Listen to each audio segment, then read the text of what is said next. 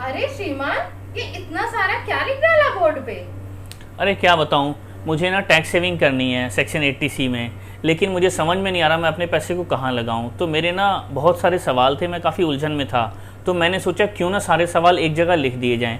तो मेरे ये सारे सवाल हैं कि भाई टैक्स बचाने के लिए पैसे कहाँ लगाऊं, कितने पैसों से शुरू कर सकते हैं, लॉक इन पीरियड कितना होगा, ज़्यादा रिटर्न कहाँ मिलेंगे, क्या मैं हर महीने थोड़े थोड़े पैसे करके इन्वेस्ट कर सकता हूँ, क्या मेरा निवेश टैक्स फ्री होगा, मेरी इन्वेस्टमेंट मार्केट लिंक्ड होंगी या गारंटीड होंगी, क्या मैं कभी कभार एक साथ भी पैसे इन्वेस्ट कर सकता हूँ। तो मेरे ये सारे सवाल हैं।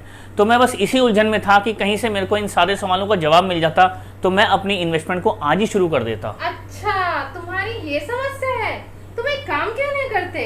एक YouTube चैनल है आओ एसेट्स बनाएं, तुम उसे ना सब्सक्राइब करो, वहाँ तुम्हें सारे सवालों के जवाब मिल जाएंगे और तुम्हारी समस्या सॉल्व हो जाएगी। अच्छा, ऐसा है क्या? मैं आज ही जाता हूँ और YouTube चैनल आओ एसेट्स बनाएं को सब्सक्राइब करता हूँ और जैसे ही सारे सवालों के जवाब मिल जाते हैं मैं अपनी इन्वेस्टमेंट को आज ही शुरू करता हूँ। नमस्कार दोस्तों, मैं हूँ CA आलोक शुक्ला और आप देख रहे हैं आपका अपना YouTube चैनल आओ एसेट्स बनाएं। फ्रेंड्स, आज हम बहुत ही इंटरेस्टिंग टॉपिक पे बात करने वाले हैं जिसका नाम है tax saving investments under section 80C। हम इसमें बात करेंगे आप अपने टैक्स को कैसे बचाएं, कहाँ पैसे को इन्वेस्ट करें, रिटर्न्स कहाँ ज़्यादा मिलेंगे, क्या लॉक इन होगा। इन सारों के सवालों के जवाब आपको इस वीडियो में मिलेंगे, तो आप इस वीडियो को पूरा देखिए जिससे कि आपको सारी नॉलेज मिल जाएगी टैक्स सेविंग के बारे में और आप उसकी मदद से अपनी लाइफ में ज़्यादा से ज़्यादा एसेट्स बना पाएंगे। तो फ्रेंड्स, शुरू करते हैं आज का वीडियो। तो फ्रेंड्स, आज हम बात करेंगे tax saving investment under section 80C, कहाँ हम पैसे लगाएं और किस तरह से अपनी लाइफ में एसेट्स बनाएं। तो हमने कुछ एक कंपैरिजन बनाया है कि अलग अलग तरह के प्रोडक्ट्स कौन कौन से हैं टैक्स सेविंग के लिए, उनमें किस तरह से आपको बेनिफिट्स हैं, लॉक इन क्या है और उनमें रिटर्न्स क्या आएंगे, तो हम सबकी बात करेंगे। तो सबसे पहले हम बात करते हैं ELSS म्यूचुअल फंड्स की। ELSS म्यूचुअल फंड्स, जैसा कि आप जानते हैं, हमने अपने पिछले वीडियो में डिस्कस किया था कि ELSS म्यूचुअल फंड्स दो कौन से सबसे अच्छे हैं, उनमें किस तरह से रिटर्न्स मिलते हैं, क्या लॉक इन पीरियड वगैरह होता है और उसमें किस तरह से आप अपनी लाइफ में एसेट्स बना सकते हैं। तो सबसे पहले आते हैं ELSS म्यूचुअल फंड्स। फ्रेंड्स, ये मार्केट लिंक्ड होते हैं, इनका नेचर मार्केट लिंक्ड होता है, इसमें रिस्क हमेशा हाई रहेगा क्योंकि ये मार्केट लिंक्ड होते हैं और यहाँ पे उतार चढ़ाव लगा रहता है, यहाँ पे गारंटेड रिटर्न्स आपको नहीं मिलते हैं। उसके बाद अगर हम इसमें लॉक इन पीरियड की बात करें तो इसमें लॉक इन पीरियड होता है 3 साल का। सबसे कम lock in ELSS mutual funds में ही होता है। रिटर्न्स की अगर हम इसमें बात करें तो जनरली आपको ऑन एन एवरेज 14 से 15% के रिटर्न जरूर मिल जाते हैं। कई बार आपको उससे ज़्यादा भी रिटर्न मिल जाते हैं, लेकिन ऑन एन एवरेज 14-15% के रिटर्न आपको ज़रूर मिल जाते हैं। अगर हम बात करें कि कितने पैसे से हम इस ELSS म्यूचुअल फंड को शुरू कर सकते हैं, तो फ्रेंड्स, आप 500 रुपये, मात्र 500 रुपये पर मंथ से ELSS म्यूचुअल फंड में अपनी इन्वेस्टमेंट शुरू कर सकते हैं। आप 500 रुपये पर मंथ से अपनी ELSS म्यूचुअल फंड में इन्वेस्टमेंट शुरू कर सकते हैं। उसके बाद अगर हम बात करेंगे टैक्सेबिलिटी की, इस पर टैक्स किस तरह से लगता है, इनकम टैक्स आप किस तरह से पे करते हैं, तो फ्रेंड्स, तो हम कैपिटल गेन की कैटेगरी में आता है। वहाँ पे अगर आपके प्रॉफिट्स एक साल में 1 लाख रुपए से ऊपर के होते हैं तो आपको 10% का इनकम टैक्स पे करना होता है while filing your income tax return. तो ये टैक्सेबल होते हैं अगर आपके प्रॉफिट्स 1 लाख रुपए से ऊपर के होते हैं। अगर हम बात करें कि ये ELSS mutual funds short period के होते हैं, लॉन्ग पीरियड के होते हैं, तो हम अगर सबसे कंपेयर करेंगे तो सबसे कम लॉक इन जो होता है वो ELSS म्यूचुअल फंड में ही होता है, मात्र 3 साल का। तो हम ये कह सकते हैं ये एक शॉर्ट टर्म इन्वेस्टमेंट है, ना कि लॉन्ग टर्म इन्वेस्टमेंट है। उसके बाद हम बात करते हैं लाइफ इंश्योरेंस की। लाइफ इंश्योरेंस में इन्वेस्ट करके भी आपको सेक्शन 80C का बेनिफिट मिलता है। अब आप इसको ऐसे समझिए कि लाइफ इंश्योरेंस में 3 तरह के कंपोनेंट्स होते हैं। पहला होता है टर्म इंश्योरेंस, दूसरे होते हैं लाइफ इंश्योरेंस के सेविंग प्लान्स जहाँ पे आपको इन्वेस्टमेंट भी होती है और इंश्योरेंस भी होता है, और तीसरे होते हैं यूलिप। तो हम तीनों की थोड़ी थोड़ी बात करेंगे किस तरह से चलते हैं। पहले ओवरऑल बात करते हैं। इनका नेचर जो होता है वो फिक्स्ड इनकम होता है, इसमें इनकम जो होती है वो गारंटीड होती है, लेकिन यूलिप्स में थोड़ी सी मार्केट लिंक्ड होती है। रिस्क की बात करें तो इसमें लो होता है, लॉक इन पीरियड इसमें कम से कम 5 साल का होता है, कई बार 20 साल 25 साल का भी लॉक इन पीरियड इसमें होता है। रिटर्न्स की अगर हम बात करें तो जितने भी सेविंग प्लान होते हैं लाइफ इंश्योरेंस के, वहाँ पे रिटर्न्स आपके काफ़ी लो होते हैं, 5%, 6% होते हैं टैक्स फ्री। लेकिन जो यूलिप्स होते हैं वहाँ पे आपको कई बार 10% या उससे ज़्यादा के भी रिटर्न मिल जाते हैं। तो यहाँ पे जो रिटर्न्स ट्रेडिशनल में होते हैं वो लो होते हैं, लेकिन यूलिप्स में रिटर्न ज़्यादा होते हैं। टर्म इंश्योरेंस में वहीं पे कोई रिटर्न नहीं होता, वो एक प्रोटेक्शन प्लान होता है जिसका बेनिफिट आपको लाइफ इंश्योरेंस के सेक्शन 80C के अंडर मिलता है। वो एक प्रोटेक्शन प्लान है जहाँ पे मैच्योरिटी टैक्स फ्री होती है और जो आप इन्वेस्टमेंट करते हैं उसका आपको 80C के अंडर बेनिफिट मिलता है। इसमें आप फ्रेंड्स 500 रुपये पर मंथ से अपनी इन्वेस्टमेंट को शुरू कर सकते हैं। जैसे टर्म इंश्योरेंस आप 500 रुपये पर मंथ का ले सकते हैं। Saving plans generally higher amount के होते हैं और यूलिप में 2,500-3,000 हज़ार रुपये महीने से आप शुरुआत कर सकते हैं। टैक्सेबिलिटी की फ्रेंड्स अगर हम बात करें तो टर्म इंश्योरेंस में जितना भी आप इन्वेस्टमेंट करते हैं और जितनी भी मैच्योरिटी आती है वो टैक्स फ्री होती है। ट्रेडिशनल प्लान्स में जितनी भी आप इन्वेस्टमेंट करते हैं वो 80C में आती है, टैक्स फ्री होती है, और जितनी भी उनकी मैच्योरिटी होती है वो भी सारी की सारी टैक्स फ्री होती है। वहीं पे यूलिप में अगर आप 2.5 लाख रुपए तक की एनुअल इन्वेस्टमेंट कर रहे हैं वो तो आपकी टैक्स फ्री मानी जाएगी, लेकिन अगर आप उससे ऊपर की इन्वेस्टमेंट कर रहे हैं तो वो आपकी टैक्सेबल कैटेगरी में पहुंच जाती है as per the government rules. अगर हम बात करें कि ये इन्वेस्टमेंट जो है वो लॉन्ग टर्म होती है या शॉर्ट टर्म होती है, तो generally life insurance long term ही होती है। यूलिप 5 सालों के होते हैं, अदरवाइज टर्म इंश्योरेंस और जितने भी सेविंग प्लान होते हैं वो बहुत लंबे समय के लिए होते हैं, तो हम कह सकते हैं कि ये लॉन्ग टर्म की एक इन्वेस्टमेंट होती है। नेक्स्ट फ्रेंड्स हम आते हैं पीपीएफ के ऊपर। तीसरा प्रोडक्ट है पीपीएफ। पीपीएफ में जो आपका नेचर होता है वो फिक्स होता है पब्लिक प्रोविडेंट फंड में, क्योंकि आपको पता है कि वहाँ पर रिटर्न्स गारंटीड होते हैं, गवर्नमेंट के द्वारा उसके रिटर्न्स फिक्स होते हैं। इंटरेस्ट रेट्स फ्लक्चुएट करते रहते हैं, पहले काफ़ी ज़्यादा होते थे, आजकल थोड़े कम हैं, लेकिन जो भी होते हैं वो गारंटीड और फिक्स्ड होते हैं। रिस्क में इसमें बहुत कम होता है क्योंकि रिटर्न्स गारंटीड हैं, गवर्नमेंट की बैकिंग है, गवर्नमेंट का प्रोडक्ट है। लॉक इन इसमें 15 साल का होता है, 15 साल से पहले आप इसमें पैसे नहीं निकाल सकते हैं। अगर हम इसमें रिटर्न्स की बात करें तो अभी जो प्रिवेलिंग रेट ऑफ इंटरेस्ट चल रहा है वो 7.1% का चल रहा है, जो कि काफ़ी लो कैटेगरी में आता है। 7 to 8% के रिटर्न्स इसमें मिलते हैं। अमाउंट इसमें आप कोई ज़रूरी नहीं है कि आप मंथली ही दें, आप मंथली भी दे सकते हैं, लेकिन 500 रुपीज़ वन टाइम देके भी आप इसमें अपनी इन्वेस्टमेंट को कंटिन्यू कर सकते हैं।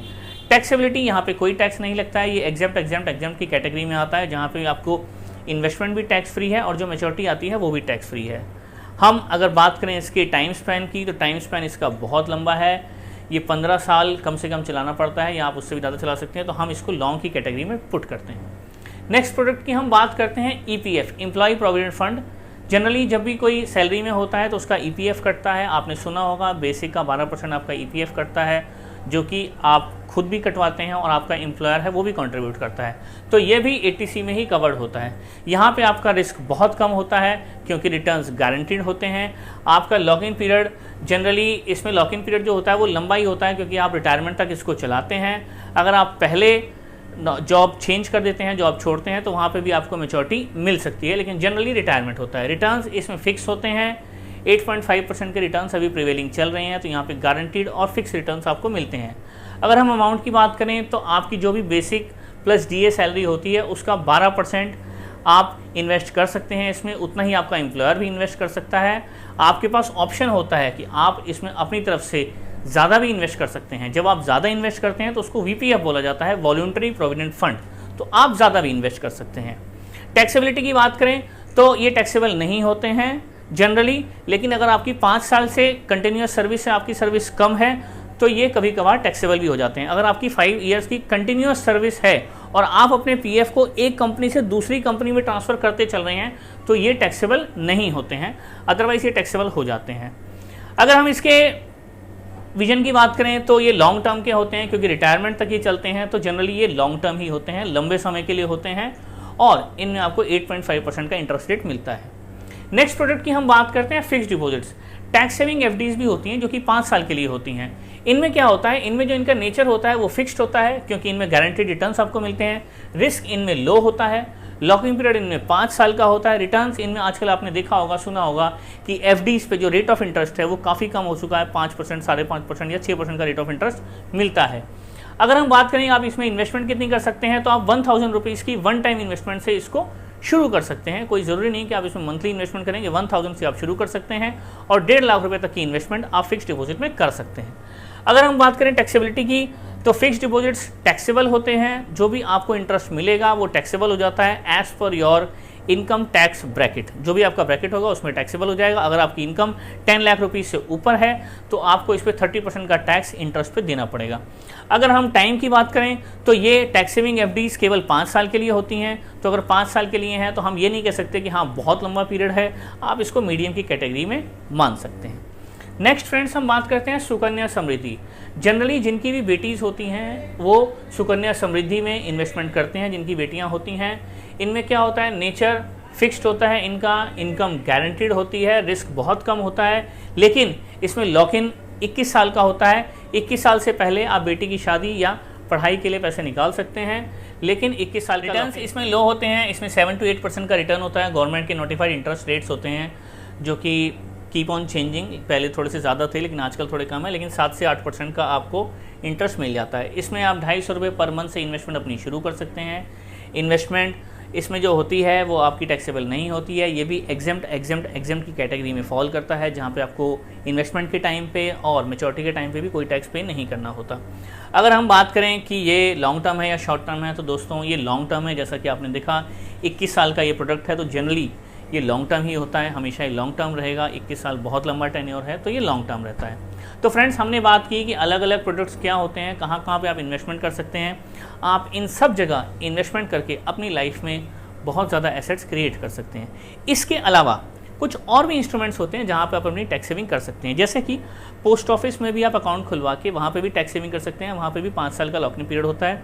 सीनियर सिटीजन स्कीम में भी आप इन्वेस्टमेंट करके ATC का बेनिफिट ले सकते हैं।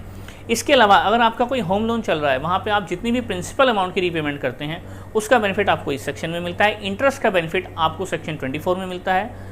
और स्कूल की जितनी भी ट्यूशन फीस होती है, आपके बच्चों की जो भी ट्यूशन फीस होती है, उसका टैक्स बेनिफिट आप सेक्शन 80C में ले सकते हैं। तो फ्रेंड्स, अगर हम ओवरऑल बात करें, अगर हम इस पूरे वीडियो की बात करें, अगर हम पूरे चार्ट की बात करें, तो आप ये देखेंगे कि ELSS म्यूचुअल फंड्स में सबसे कम लॉक इन है। सबसे छोटी इन्वेस्टमेंट वहाँ से शुरू कर सकते हैं। वहाँ पे मंथली भी इन्वेस्ट कर सकते हैं, लमसम भी इन्वेस्ट कर सकते हैं। वहाँ पे आपको रिटर्न्स सबसे ज़्यादा मिलते हैं। टैक्सेबिलिटी वहाँ पे होती है, लेकिन अगर आप रिटर्न वाइज देखेंगे तो सबसे अच्छा प्रोडक्ट ELSS म्यूचुअल फंड्स है। बाकी प्रोडक्ट्स में रिटर्न थोड़े से कम हैं, लेकिन सब जगह आपको रिटर्न्स गारंटीड है, गवर्नमेंट की बैकिंग है उसके पीछे, और सब जगह ही आपके एसेट्स क्रिएट हो सकते हैं। तो बहुत अच्छी वेल्थ आप इन सारे प्रोडक्ट्स में इन्वेस्टमेंट करके आप अपने लिए और अपनी फैमिली के लिए बहुत बड़ी वेल्थ एक्यूमुलेट कर सकते हैं। तो फ्रेंड्स, आज का ये वीडियो था टैक्स सेविंग इन्वेस्टमेंट के ऊपर। आपको ये वीडियो कैसा लगा अपने कमेंट्स हमें भेजिए। इस वीडियो को लाइक करिए, शेयर करिए, सब्सक्राइब करिए और अपना प्यार ऐसे ही देते रहिए। और ऐसे वीडियोस को और देखने के लिए आप हमारे चैनल को देखते रहिए, अपना प्यार ऐसे ही देते रहिए। ऐसे बहुत सारे वीडियोस अभी वेट लिस्ट में हैं जो कि आते रहेंगे।